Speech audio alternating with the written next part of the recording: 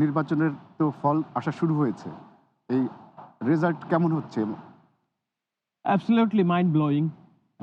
আমি যেসব সংবাদ পাচ্ছি সেখানে বাংলাদেশ জাতীয়তাবাদী দল এবং তাদের যে জোট, সেই জোট থেকে একটা ভূমিধস বিজয়ের যে কথা তারা আশাবাদ ব্যক্ত করেছিল। ভূমিধস বিজয়ের সব রকম উপকরণ আমরা দেখতে পাচ্ছি। কিন্তু আমার কাছে আরো যে বিষয়টি ভালো লাগছে সেটি হলো একটা কালারফুল পার্লামেন্ট আমরা দেখব মনে হয় এর মধ্য দিয়ে। যারা এরই মধ্যে বেসরকারিভাবে বিজিত হয়েছেন, অভিনন্দন। ১ম এই আপনাকে বলে নেই ঢাকা ১৭ আসন থেকে জনাব তারেক রহমান বিএনপি চেয়ারপারসন তিনি জয়ী হয়েছেন। ঢাকা, বগুড়াতেও সম্ভবত তিনি জয়ী হয়েছেন আমি যদি ভুল না হয়ে থাকে। কিন্তু আমি বলছি কালারফুল পার্লামেন্ট কেন? এই কারণে যে আমি শেষ খবর পাওয়া পর্যন্ত দেখছি জুনায়েদ সাকি উনি জয় পেতে যাচ্ছেন। ডক্টর মনীষা চক্রবর্তী জয় পেতে যাচ্ছেন। নুরুল হক নূর গণ অভ্যুত্থানের অন্যতম পরিচিত মুখ। তিনি জয় পেয়েছেন এবং পরাজিত প্রার্থী এরই মধ্যে তাকে অভিনন্দন জানিয়েছেন। হাসনাত আব্দুল্লাহ তিনি জয় পেয়েছেন। আ রুমিন ফারহানার সাথে একটু আগে কথা হলো। উনি বললেন যে উনি ভূমিধস জয় পেতে যাচ্ছেন। ফজলুর রহমান যাকে সবচেয়ে বেশি স্লাট শেমিং এবং হেন করা হয়েছে, উনি জয় পেতে যাচ্ছেন। উনি জয় পেয়েছেন। শিশির মনির উনি অভিনন্দন জানিয়েছেন ওনার প্রতিদ্বন্দ্বী যিনি জয়ী হয়েছেন।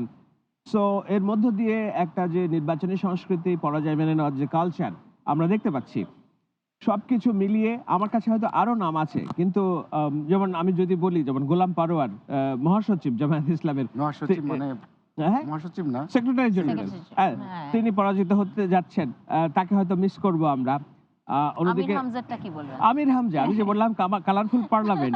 আমির হামজার কিছু ওয়াজ হয়তো শুনবো আমরা পার্লামেন্টে, তাই না? That would be a fantastic session. তো সবকিছু মিলিয়ে আমি বলবো this is a very good election এবং এখনো পর্যন্ত বাংলাদেশের এই প্রথম ইলেকশন সম্ভবত যে প্রাণহানি হয়নি। একটা প্রাণহানির ঘটনা খুলনায় ঘটেছে, সেটাও সরাসরি রাজনৈতিক প্রাণহানি বলে এখনই হয়তো অভিহিত করা ঠিক হবে না। ইনভেস্টিগেশনস লাগবে। কিন্তু এটা যদি বাদ দেন তাহলে এর চেয়ে সুষ্ঠু নির্বাচন আপনি কবে দেখেছেন বাংলাদেশে লাস্ট, তাই না?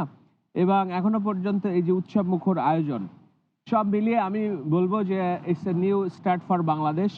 আমার অনেক শঙ্কা ছিল ব্যক্তিগতভাবে যে ইলেকশন খুব রক্তপাতের মধ্য দিয়ে হবে, সেটা হয়নি। আমাদের মতো যারা বয়ান তৈরি করে, টক শো তৈরি করে তারা একাধিকবার বলে গিয়েছে এই নির্বাচন হবে না, হবে না। অস্ট্রেলিয়া থেকে তো এক চোরটা বলছে যদি নির্বাচন হয় সে ল্যাংটা হয়ে নাচবে। Oh my God! Sorry for the language. ওই চোরটা এখন কি করে? বনিয়ামিনীর বনিয়ামিনের কথা বলছি। আমি দেখব। একজন তো কালকে মানে হাউমাউ করে কেঁদে দিয়েছেন আজাদি আজাদি বলে। শুধু না কেন, এই আমাদের পরিচিত অনেক সাংবাদিকই আছে। জিল্লুর ভাই তো প্রায় না, না, বলতো। না, না, আমি ওইজন্য বললাম আমি নাম নিচ্ছি না। আমি বলছি আমাদের যারা টক শোতে বয়ান তৈরি করে তারা বলে গেছে নির্বাচন হবে না। তো একটু চপটাঘাত, তাই না? আবার আমরা সন্ধ্যা থেকে দেখছি কিংবা এতদিন ধরে দেখছি যে এই নির্বাচনে যেই পক্ষের দিকে নিয়ে যাওয়া, কালকে তো একজন ভদ্রলোক কান্নাকাটি করে দিয়েছেন আজাদি, আজাদি বলে। তো যাই হোক, তো ওনারও কান্না আরো বাড়বে আজ থেকে, তাই না? This is absolute beauty moment.